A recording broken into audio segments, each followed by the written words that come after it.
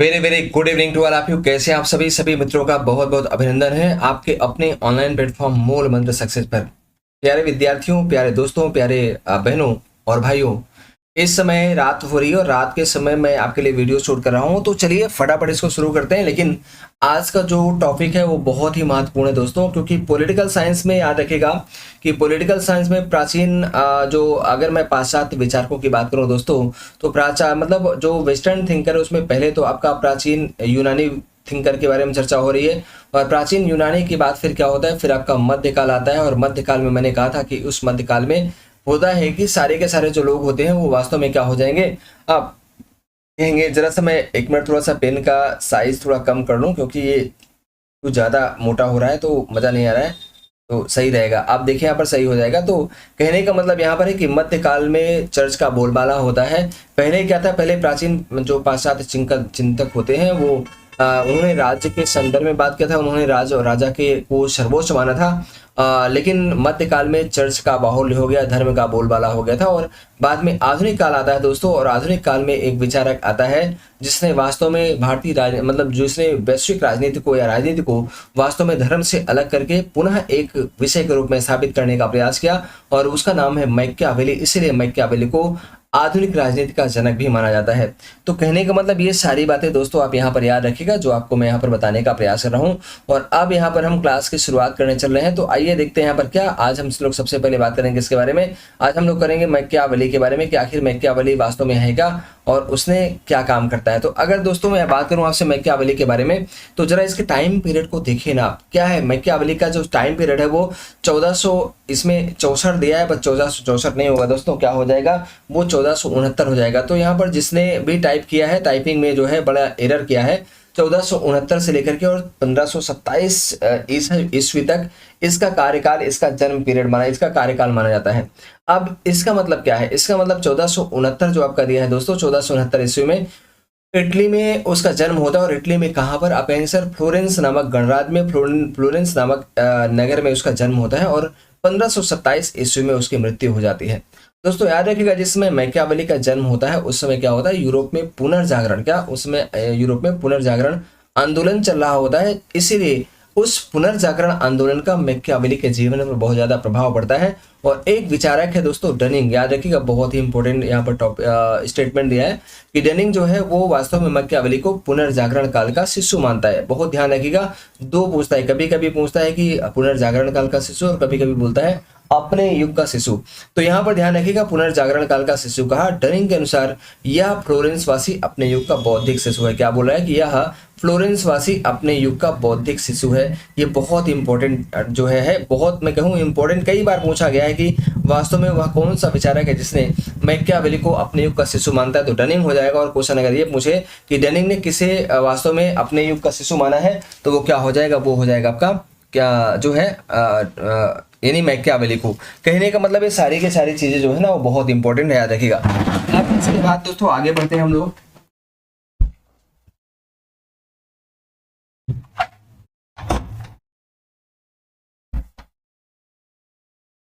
चलिए इसके बाद थोड़ी सी हम लोग आगे बात कर लेते हैं, बहुत ही इंपॉर्टेंट दोस्तों। और आगे की बात क्या है जरा देखें। इसके बाद अगर मैं बात करूं यहाँ पर, तो अब आपका आ रहा है मैकियावेली ने और भी बहुत, मैकियावेली ने राजनीति शास्त्र को देखिए क्या दोस्तों दिया है कहीं।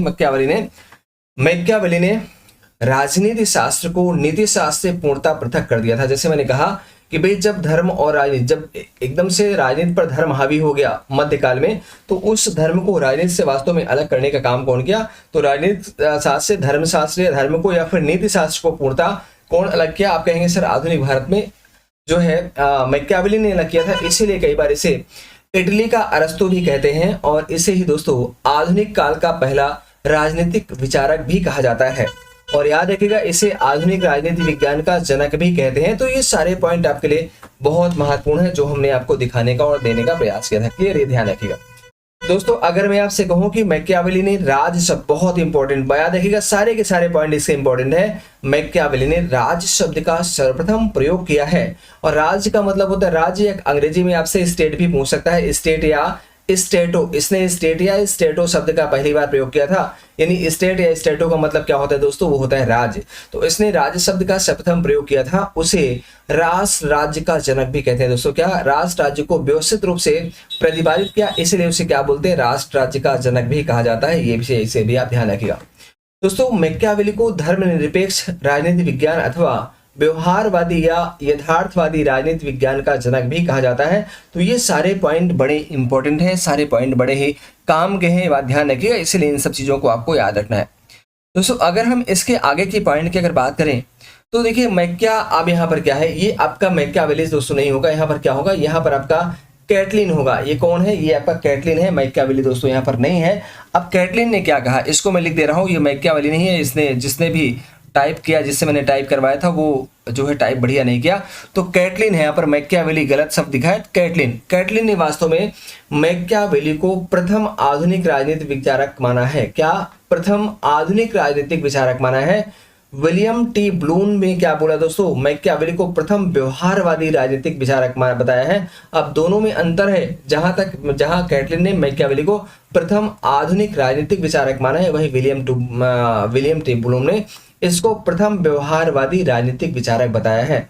अब याद रखिएगा, इस विलियम टी ब्लूम ने इसको आधुनिक व्यवहारवाद का अग्रदूत भी कहा है। ये जो आपका दोस्तों दिया है ना, ये विलियम टी ब्लूम के दोनों स्टेटमेंट है। इसको भी विलियम टी ब्लूम ने कहा है और ये भी कहा है, चाहे उसे आप व्यवहारवादी राजनीतिक विचारक बोल लीजिए या उसे आधुनिक व्यवहारवाद का अग्रदूत भी विलियम टी ब्लूम ने किसको कहा है, मैकियावेली को कहा है दोस्तों। मैकियावेली ने मुख्यतः विश्लेषणात्मक, पर्यवेक्षणात्मक, ऐतिहासिक, व्यवहारिक, तुलनात्मक तथा वैज्ञानिक पद्धति का प्रयोग किया। मतलब ये जब इन्होंने अपने किताब प्रिंस में जब अपना राजनीतिक विश्लेषण प्रस्तुत किया तो उसमें इन पद्धतियों का दोस्तों इन्होंने क्या किया था, इन्होंने प्रयोग किया था, जो बहुत इंपॉर्टेंट है। अब कुछ बातें इनकी पुस्तकों पर कर लेते हैं। पुस्तकों के बाद दोस्तों फिर हम बात करेंगे इनके राजनीतिक विचारक के बारे में, चाहे वो राज्य के संदर्भ में हो, चाहे राजा के संदर्भ में हो या फिर किसी और संदर्भ में हो। तो जब हम पुस्तक की बात करते हैं तो आप जानते हैं इनकी जो विश्व प्रसिद्ध पुस्तक है जिन्होंने इनको अमर बनाया वो कौन है दोस्तों, प्रिंस है।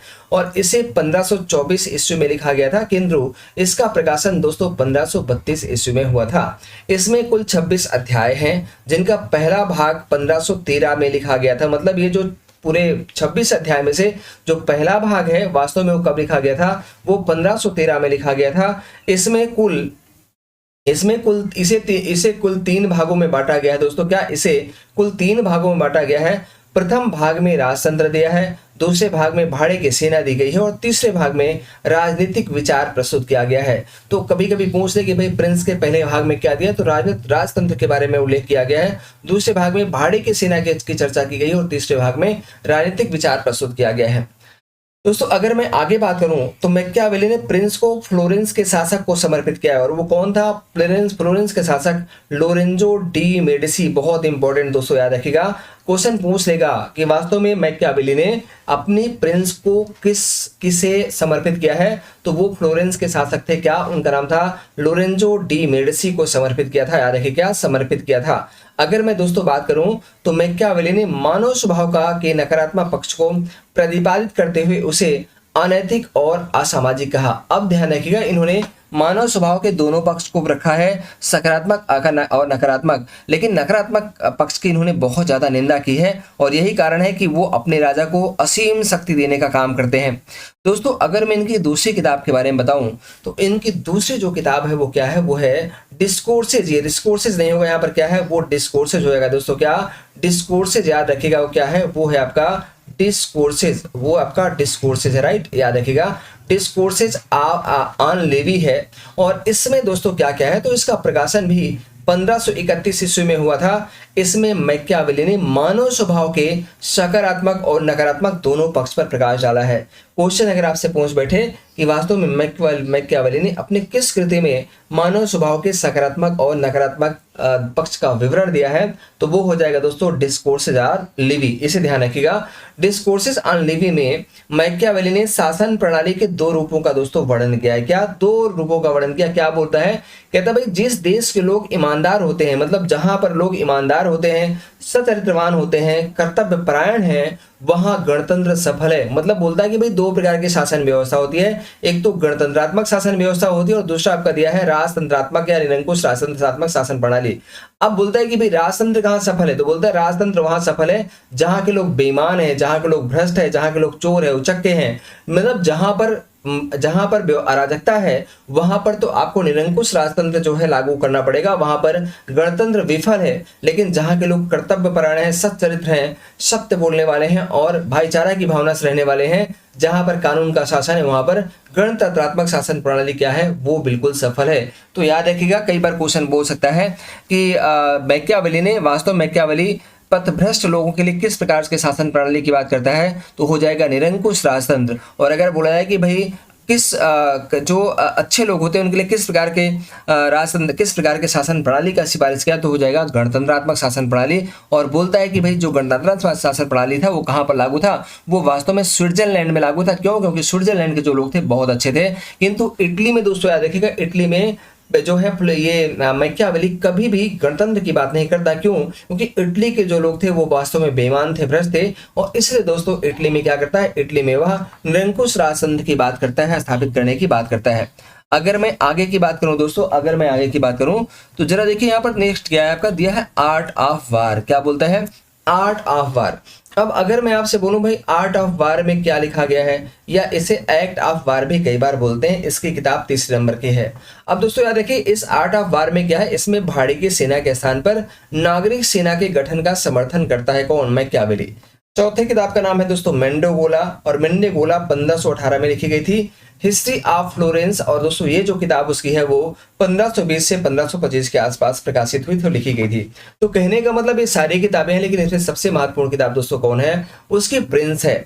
अब देखिए कुछ बातें और है। देखिए मध्यकाल में दोस्तों क्या होता है, सेंट अगस्टाइन जिसको मैं पढ़ा चुका हूँ, गैल्सियस, इसको हम गैल्सियम भी बोलते हैं, क्या इसे हम गैल्सियम या गैलिसियम भी बोलते हैं, ये पोप गैलिसियम याद रखिएगा, ठीक है, पोप गैलिसियम या गैल्सियम। और उसके बाद ग्रेगरी सप्तम तथा एक्विनास जैसे विचारकों ने चर्च की प्रधानता को स्वीकार किया है। जबकि दाते एल्गिरा की बात करें, मार्सेलियो डी पाडुआ की बात करें, या फिर मैकियावेली की बात करें दोस्तों, इन्होंने चर्च पर राज्य की प्रधानता को स्वीकार करने का प्रयास किया है, ठीक है। हालांकि दाते एल्गिरा राज्य की अस्तित्व को मानता है, लेकिन कहीं न कहीं वो भी धर्म को अंतोगत्वा क्या बोलता है, अंतोगत्वा जो है वो श्रेष्ठ मानने का प्रयास करता है। तो लेकिन फिर भी वो राज्य का समर्थन करता है।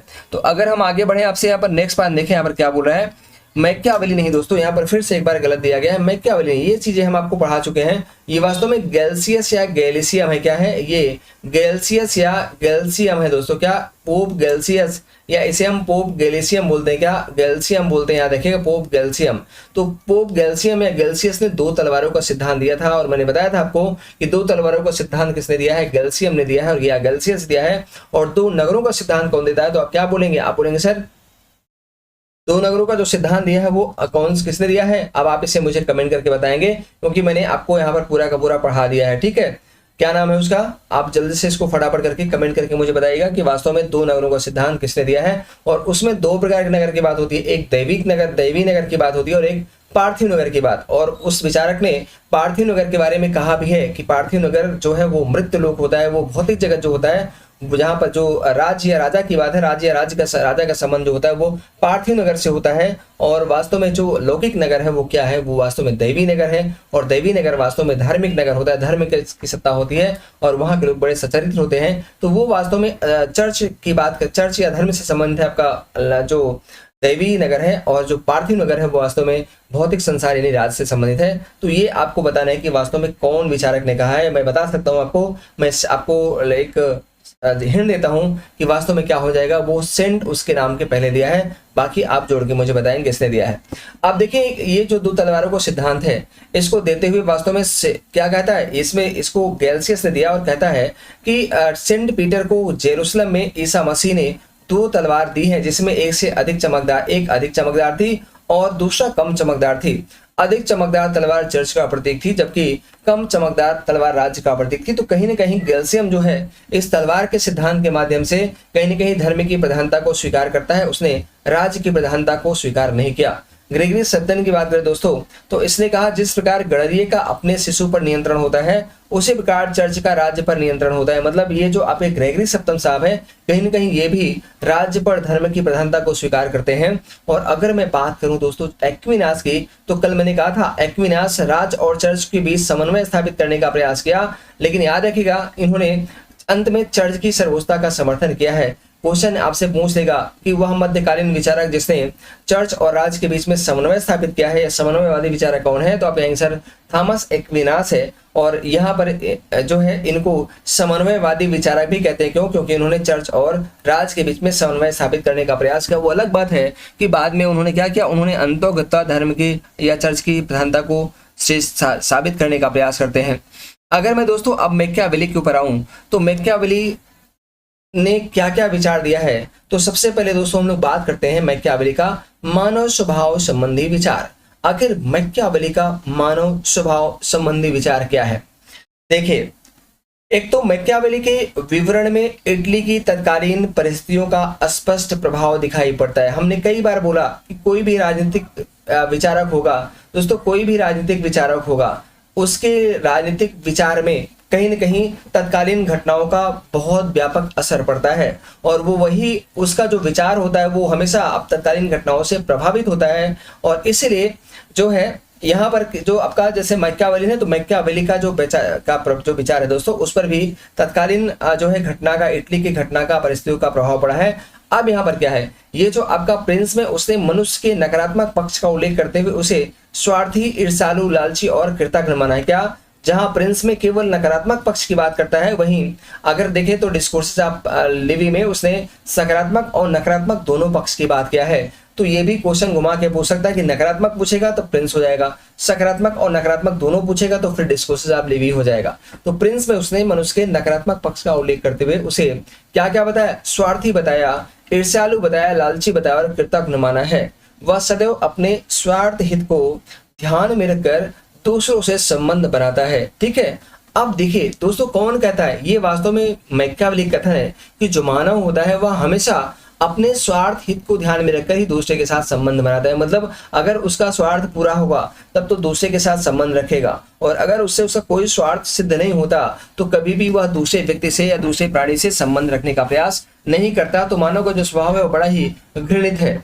आप यहाँ पर देखिए क्या लिखा है, कह रहा है डिस्कोर्सेस ऑन लिवी, ये जो दूसरी किताब है डिस्कोर्सेस ऑन लिवी, इसमें मानव के सकारात्मक और नकारात्मक दोनों पक्ष का विवरण दिया है। और याद रखिए दोस्तों मैकियावेली जो है वो मानव स्वभाव को कहीं न कहीं अपरिवर्तनशील माना है। क्या माना है? अपरिवर्तनशील माना है। तो ये सारे पॉइंट बड़े काम के हैं, इनको आप यहाँ पर ध्यान रखिएगा।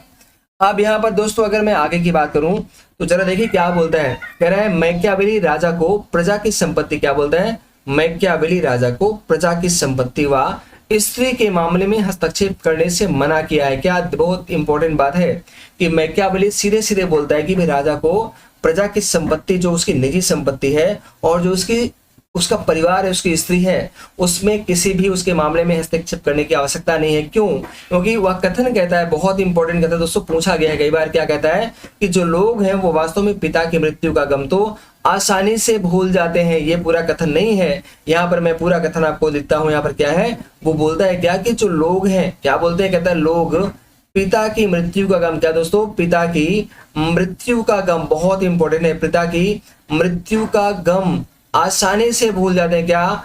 आसानी से भूल जाते हैं। लेकिन क्या बोलता है? भूल जाते हैं, किंतु पितृधन को नहीं भूलते। क्या? किंतु जो पितृधन होता है, पितृधन को नहीं भूलते हैं। इसका मतलब समझते हैं क्या है? इसका मतलब यहाँ पर दोस्तों ये दिया है कि वास्तव में जो अगर उनकी पैतृक संपत्ति को आप अगर परेशान करोगे, अगर उनके संपत्ति को हड़पने का प्रयास करोगे, उनकी स्त्री को अगर हड़पने का प्रयास करोगे, तो फिर वो कभी इस चीज को नहीं भूलेंगे। और अगर उनके पिता की हत्या भी हो जाती है तो पिता की हत्या को भी क्या करते हैं, वो आसानी से भूलते हैं, लेकिन उनके द्वारा जो बनाई गई संपत्ति है, जो निजी संपत्ति है, वो उसको कभी भी नहीं भूलते। इसलिए कभी भी जो है लोगों से उनके संपत्ति को नहीं छीनना चाहिए।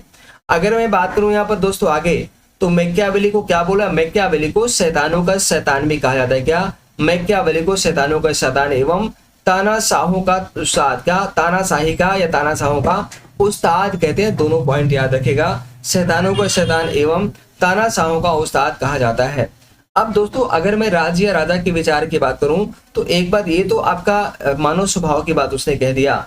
अब राजा और राज्य पर क्या विचार प्रस्तुत करता है मैकियावेली दोस्तों, तो मैकियावेली कहता है कि मैकियावेली का दोस्तों मुख्य उद्देश्य जो था वो क्या था, इटली का एकीकरण और राज्य की सुरक्षा को सुनिश्चित करना। क्योंकि ध्यान रखिएगा मेन चीज यहाँ पर था कि वह इटली का विखंडित स्वरूप देख रहा था, और जो मैकियावेली चाहता था कि किसी तरह से इटली का एकीकरण हो जाए। और आप जानते हैं बिस्मार्क को इटली के एकीकरण का जनक बोलते हैं, क्योंकि जो काउंट बिस्मार्क होता है दोस्तों उसने वास्तव में इटली को संगठित करने का, एकीकरण करने का प्रयास किया था।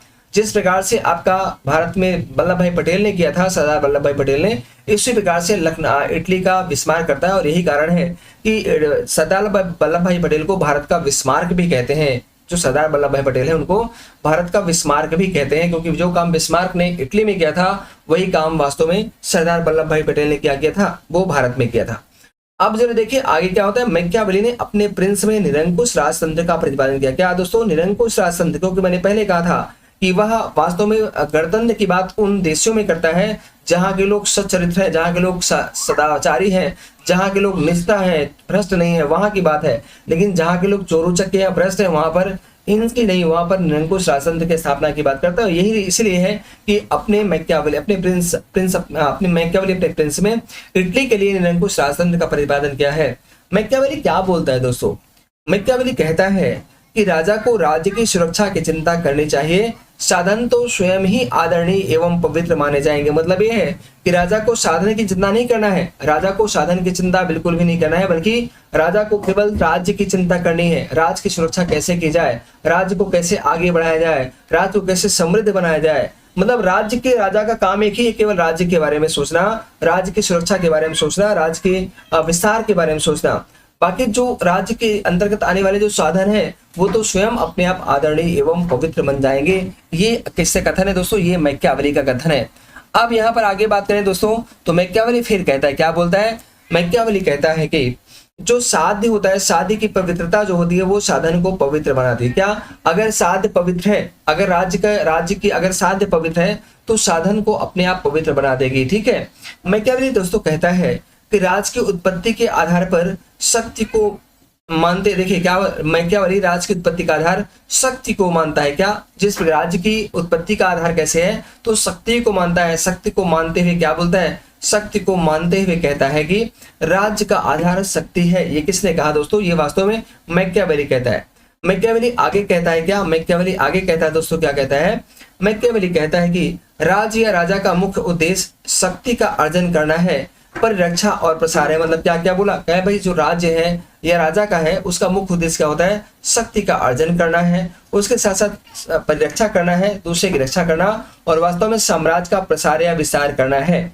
मैकियावेली का आगे कथन है दोस्तों, क्या बोलता है मैकियावेली कहता है यदि आप राजकुमार हैं और राजा बनना चाहते हैं तो आपको विनम्र होना चाहिए, किंतु यदि आप राजा हैं तो आपको कठोर होना चाहिए। मतलब ये गुण बता रहा है कि वास्तव में राजकुमार और राजा के बीच में क्या गुण होना चाहिए। तो वही कहता है कि भाई अगर आप राजकुमार हैं और भविष्य में आप राजा बनना चाहते हैं तब तो आप लिबरल रहिए, तब आप विनम्र रहिए, उदार रहिए। लेकिन अगर आप राजा के पद पर आसीन हैं तो आपको उदार नहीं बल्कि हमेशा क्या होना चाहिए, आपको कठोर होना चाहिए, ताकि लोग आपसे डरें और आपके द्वारा बनाए गए कानून का पालन करें। मतलब किसी के बस में ये ना हो कि वो राज्य के नियमों का उल्लंघन करे। फिर बोलता है मैकियावेली दोस्तों, क्या मैकियावेली राजा में शीर, बहुत इंपॉर्टेंट, मोस्ट इंपॉर्टेंट, मैकियावेली राजा में शीर और लोमड़ी जैसे गुणों का समर्थन करते हुए कहता है कि राजा को शेर जैसा बहादुर और लोमड़ी की तरह चालाक होना चाहिए। क्या कहता है कि राजा को शेर जैसा बहादुर और लोमड़ी की तरह चालाक होना चाहिए मैकियावेली। अब देखिए सबसे बड़ी बात क्यों ऐसा बोलता है, कहता भाई जो राजा है ना उसको चालाक तो होना चाहिए, उसको दूरदर्शी होना चाहिए, मतलब स्ट्रांग बहादुर तो होना चाहिए, लेकिन साथ साथ उसे चालाक और दूरदर्शी भी होना चाहिए। ठीक है, अब यहाँ पर क्या है, मैकियावेली को दोहरा मैकियावेली दोस्तों राजा को, ये जो कोदी है ना ये राजा होगा, यहाँ पर जो मैकियावेली है वो वास्तव में क्या, वो राजा को दोहरा चरित्र अपनाने की बात करते हुए कहता है कि राजा जब जनता के समक्ष प्रस्तुत हो तो जनता को ऐसा लगे कि वही उसका हितैषी है, किंतु राजा को सदैव राज्य की सुरक्षा को ध्यान में रखकर कार्य करना चाहिए। मतलब वो सीधे राजा को बोलता है कि यार तुम जब प्रजा के तुम दोहरा चरित्र लेकर चलो, तुम्हारे दिमाग तुम्हारा जो रूप है वो दूसरा दिखाने के लिए कुछ और रियल में कुछ और होना चाहिए। यानी तुम जब प्रजा के बीच में हो तो तुम उनके साथ ऐसा बर्ताव करो जिससे उन्हें लगे कि वास्तव में इस राजा से श्रेष्ठ कोई ये नहीं है, ये मेरा सबसे बड़ा हितैषी है। लेकिन जब बात राज्य की है तो तुम्हें तुम्हारा सब परम कर्तव्य प्रजा के हित की रक्षा करना नहीं है। तुम्हारा राजा का जो परम कर्तव्य है भाई वो क्या है, वो सिर्फ और सिर्फ क्या है, वो है आपका राज्य की सुरक्षा करना। और राज्य की सुरक्षा में तुम्हें जो काम करना पड़े तुम्हें उसे करने से कोई गुरेज नहीं करना चाहिए। ऐसा कौन बोलता है? ऐसा मैकियावेली बोलता है। अब देखिए दोस्तों, मैकियावेली आगे कहता है क्या कि राजा का काम आम खाना है। उत्तम लिखा हुआ है आम खाना। क्या बोलता है कि राजा का काम आम खाना है, गुठलियां गिनना नहीं है। मतलब ये है कि राजा का काम सिर्फ काम करना है, करते रहो करते रहो। अब उसका परिणाम क्या होगा उसकी चिंता तुम्हें नहीं करना है, क्योंकि अगर तुम परिणाम गिनना शुरू कर दोगे तो फिर तुम कभी भी काम नहीं कर पाओगे। राज संबंधी याद रखिएगा। आगे फिर क्या बोलता है दोस्तों, फिर बोलता है क्या, मैकियावेली बोलता है कि वास्तव में राज्य की सुरक्षा के लिए क्या बोलते, ध्यान रखिए, राजा के बारे में बोलता है कि राज्य की सुरक्षा के लिए साम दाम दंड भेद का समर्थन करना चाहिए। और इनका साम दाम दंड भेद का समर्थन करते हुए दोस्तों मैकियावेली कहता है, क्या बोलता है कि यदि जनता राजा के वश में ना आए, क्या बोलता है, यदि जनता राजा के वश में ना आए तो राजा को धर्म का सहारा लेना चाहिए, लेकिन स्वयं राजा को धर्मनिरपेक्ष होना चाहिए। ठीक है, क्या बोलता है, कहते स्वयं राजा को धर्मनिरपेक्ष होना चाहिए। क्यों? क्योंकि धर्म लोगों को कमजोर कर देता है। बहुत अच्छी बात कहता है। क्या बोलता है दोस्तों, कहता है कि भाई जब आप राज की सुरक्षा करते हो तो आपका तो परम कर्तव्य है, राजा का परम कर्तव्य है राज को सुरक्षा देना। अब अगर सुरक्षा के दायित्व को करते समय राजा को हर उस जो है साम दाम दंड भेद का प्रयोग करना चाहिए जिसके द्वारा राज्य की रक्षा हो जाए। और इन केस मान लीजिए अगर राज्य की रक्षा करने में साम दाम दंड भेद का भी कोई विशेष योगदान नहीं होता है तो ऐसी कंडीशन में राजा धर्म का सहारा भी ले सकता है। लेकिन फिर बोला गया है कि राजा को हमेशा धर्म निरपेक्ष होना है, राजा का कोई धर्म नहीं होना चाहिए। ठीक है। अब दोस्तों मैकियावेली कहता है, क्या बोलता है, मैकियावेली कहता है कि धर्मशील पुरुष स्वर्ग की लालसा में सदैव लगे रहते हैं, वे चोट सह लेते हैं किंतु बदला नहीं लेते। बहुत सुंदर सवाल में मैकियावेली क्या बोलता है, धर्मशील पुरुष स्वर्ग की लालसा में सदैव लगे रहते हैं। मतलब जो धर्मशील पुरुष हैं वो स्वर्ग की लालसा होती है, वो चाहते हैं कि भाई हम मरने के बाद हम कहाँ चले जाएं, हम स्वर्ग में चले जाएं। और ऐसी कंडीशन में क्या है, वो हमेशा चोट से लेते हैं लेकिन कभी भी बदला नहीं लेते, कभी भी कुछ कहते नहीं है। दोस्तों अब यहाँ पर अगर मैं आगे आपसे बात करूं तो जरा देखिए क्या बोलता है। और मैकियावेली कहता है कि राजा के कुछ कर्तव्य बताए हैं। मैकियावेली कहता है भी राजा के कुछ कर्तव्य हैं, क्या क्या, जैसे नंबर 1, पहली बात तो अंतरराष्ट्रीय संबंधों में संतुलन स्थापित करना। नंबर 2, पड़ोसी देशों में हस्तक्षेप करना। नंबर 3, कानून का कठोरता पूर्वक पालन करना। नंबर 4, राजा को राज्य का विस्तार करते रहना चाहिए। ठीक है। अब पांचवा क्या दिया है दोस्तों, राजा को शक्ति का प्रदर्शन करते रहना चाहिए। मतलब राजा को हमेशा राज्य का विस्तार भी करना है, राजा को शक्ति का प्रदर्शन भी करना है, क्योंकि अगर शत्रुओं को के अंदर डर पैदा करना है तो आपको अपनी शक्ति का समय समय पर प्रदर्शन करना चाहिए। दूसरी बात, पड़ोसी देशों में हमेशा हस्तक्षेप करें। क्यों? क्योंकि अगर आपके पड़ोसी में शांति है तो फिर आपके राज्य में किसी प्रकार का कोई खतरा नहीं होगा। और दूसरी बात, कानून का कठोरता पूर्वक पालन कराना चाहिए, क्योंकि कानून से बड़ी और कोई चीज नहीं होती है। तो कहने का मतलब यहाँ पर यह है, ये सारी बात जो है बड़ी ही अंतर, मतलब एक प्रकार का विदेश नीति की बात करता है यहाँ पर मैकियावेली, उसे आप यहाँ पर ध्यान रखिएगा। ठीक है। अब दोस्तों कुछ हम और आगे बात कर लेते हैं। देखिए क्या है नेक्स्ट पॉइंट यहाँ पर यह है कि अरस्तु जो है दोस्तों, अब देखिए अरस्तु की तरह मैकियावेली भी संविधान का वर्गीकरण कहता है। मैंने आपसे कहा था कि भाई अरस्तु क्रांति के संबंधी विचार देता है। और अरस्तु जो है इसने अरस्तु 158 जो है संविधानों का अध्ययन करने के बाद फिर उसने जो है शासन प्रणाली पर अपना विचार प्रस्तुत किया था। तो यहाँ पर अरस्तु की तरह मैकियावेली भी क्या करता है, संविधान का वर्गीकरण करता है। उसने इटली में निरंकुश राजतंत्र का समर्थन किया है। उसने संविधान को इस प्रकार क्या क्या कैसा कैसा संविधान होना चाहिए। तो देखिए यहाँ पर 2 प्रकार के संविधान की बात करता है। कौन? एक तो उत्कृष्ट और दूसरा निकृष्ट। अगर हम उत्कृष्ट की बात करें दोस्तों तो इसमें राजतंत्र, कुलीनतंत्र और वैध प्रजातंत्र को शामिल किया गया है। और अगर मैं निकृष्ट की बात करूं तो निकृष्ट में दोस्तों इसमें निरंकुश शासन तंत्र है, गुटतंत्र है और प्रजातंत्र को इसमें शामिल किया गया है। दोस्तों संप्रभुता के बारे में दोस्तों याद रखिएगा, संप्रभुता संबंधी विचार उसने किसमें दिया है, प्रिंस में दिया है। लेकिन याद रखिएगा कभी उसने संप्रभुता शब्द का प्रयोग नहीं किया, बल्कि संप्रभुता के स्थान में उसने सर्वोच्च शक्ति राजा या राज में केंद्रित किया है। मतलब उस सर्वोच्च संप्रभुता शब्द का प्रयोग नहीं किया, बल्कि सर्वोच्च शक्ति किसमें करता है, राज या राजा में निहित करता है। दोस्तों विधि संबंधी विचार प्रस्तुत करते हुए मैकियावेली कहता है कि विधि नागरिक समाज के लिए होता है, न कि राजा के लिए। मतलब विधि के बारे में कहता है कि भाई जो विधि होता है वो नागरिक समाज के लिए, विधि का पालन नागरिक समाज करता है, लोग करते हैं, राजा नहीं करता है। तो ये सारे बात आप ध्यान रखिएगा। अब यहाँ पर देखें दोस्तों, मैकियावेली जो है ना, उसने इटली के लिए क्या किया है, इटली के लिए कॉमनवेल्थ का निर्माण किया। मतलब ये कॉमनवेल्थ नामक शब्द है, कॉमनवेल्थ का निर्माण किया है और एक प्रकार की संसद है। तो मैकियावेली ने इटली के लिए कॉमनवेल्थ का निर्माण किया है। जबकि प्रोफेसर हर्नसा है दोस्तों, प्रोफेसर हर्नसा ने मैकियावेली को राष्ट्र राज्य की अवधारणा का जनक बोलता है। क्या वास्तव में प्रोफेसर हर्नसा जो है वो कहते हैं कि जो मैकियावेली था दोस्तों वो राष्ट्र राज्य की अवधारणा का जनक है। इसी प्रकार से याद रखिएगा, जो मैकियावेली है दोस्तों उसने समाज के लिए विधायक या कानून निर्माता की आवश्यकता पर बल दिया है। तो कहने का मतलब यहाँ पर यह है कि ये जो मैकियावेली आपका है वो इतना महत्वपूर्ण है, चाहे उसके स्टेटमेंट की बात करें, चाहे उससे संबंधित हम आंकड़ों या तथ्यों की बात करें, बहुत इंपॉर्टेंट है दोस्तों। और इससे कई सारे सवाल जो है वो आपके परीक्षाओं में पूछे जाते हैं। तो आपका परीक्षा कोई भी हो, चाहे आपका जो है यूपी का हो, टीजीटी वगैरह हो, पीजीटी हो, या केवीएस एनवीएस हो, या फिर टीटीएसपी हो, बीपीएससी हो, या फिर आप किसी डिग्री में हो, आप एमए कर रहे हो, आप बीए कर रहे हो, या फिर इंटरमीडिएट में, मतलब जहां जहां पर ये दिया है आपका मैकियावेली हो, उसके लिए आप यहाँ पर ये आपका लेक्चर उसके लिए यूजफुल होगा। तो मिलते हैं नेक्स्ट वीडियो में, तब तक के लिए नमस्कार, थैंक यू। लेकिन भैया याद रखिएगा कि इस चैनल को, यानी जो आपका मूल मंत्र सक्सेस है दोस्तों, मूल मंत्र सक्सेस, इस मूल मंत्र सक्सेस को क्या करना है आपको दोस्तों, इसको आपको मूल मंत्र सक्सेस को वास्तव में यहाँ पर इसको सब्सक्राइब करना है, बेल को प्रेस कर लेना है और इसे और लोगों के पास शेयर करना है, ताकि